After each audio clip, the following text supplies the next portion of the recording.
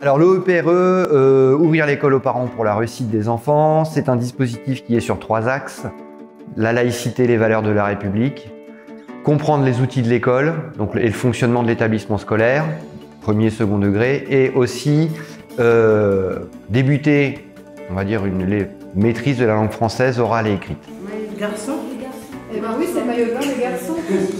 Il s'agit d'un dispositif interministériel qui a pour but de proposer à des familles une meilleure intégration et une possibilité d'accompagner mieux la scolarité de leur enfant. Et vous allez voir pourquoi on dit tout ça après. Après, je vais vous donner le mot de l'enseignant. J'ai 12 enfants à l'école, mais très bien parler français. Les enfants vite compris. Encore l'école. On commence à grandir. Oui, on va voir comment elle s'appelle. L'école primaire. Ces deux-là. C'était vraiment l'objectif principal de tous les parents que l'on a rencontrés, c'est que leur enfant puisse réussir à l'école. Et c'est vraiment le cœur de ce dispositif-là, c'est que les enfants réussissent. Section. Petite section. Quand j'ai fait les cours ici, j'ai prendre beaucoup de choses pour aider ma fille à la maison. Tom a 9 ans. Il est au CM1. Ils acquièrent le vocabulaire dont ils ont besoin et ça leur permet d'échanger avec nous, d'échanger aussi en français avec leurs enfants, de suivre ce qu'on fait en classe. Les enfants le ramènent à la maison, peuvent montrer à leurs parents. Et ça, c'est important aussi pour les élèves, de voir dans les yeux de leurs parents que papa et maman comprennent. Ça vous connaissez? On avait avant des parents qui avaient plus de difficultés à venir nous voir.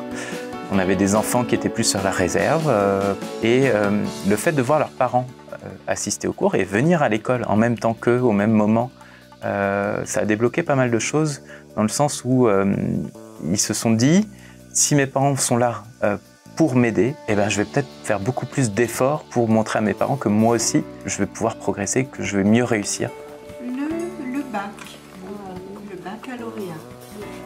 Donc si la personne a acquis les compétences langagières, donc en lien avec les objectifs de l'action, moi je peux orienter cette personne vers un autre dispositif de formation qui là lui permettra de poursuivre l'apprentissage du français, mais dans des modalités un peu différentes. La lecture. Et on voit combien de fois la lecture? Regardez, elle est bien juste au bout de la journée. 2 fois. 2 fois. Je suis contente parce que j'ai appris beaucoup de choses. Je suis tellement fière de moi-même. Parce que même si on est les mamans, on ne sait pas bien parler en français, mais on ne savait pas comment ça veut dire aider les enfants à la maison pour faire les devoirs et tout ça. C'est quoi ça? Rocher. C'est pas un mot français. Recette, c'est pour faire un gâteau. Qui va donner quelque chose. C'est un retour immédiat, si je puis dire. C'est qu'évidemment, dans les contacts que j'ai juste après, moi, je peux mesurer en fait l'évolution et les acquis qui sont installés. En fait. Chez nous, c'est pour se laver. On dit, je me lave.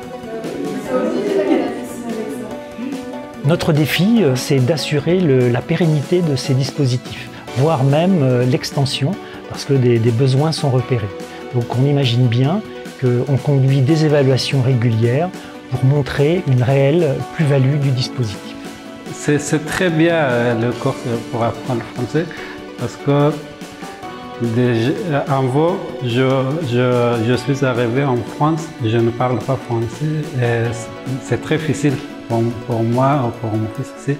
Mais maintenant, c'est bien, mais je n'ai pas de problème. Je parle un peu le français.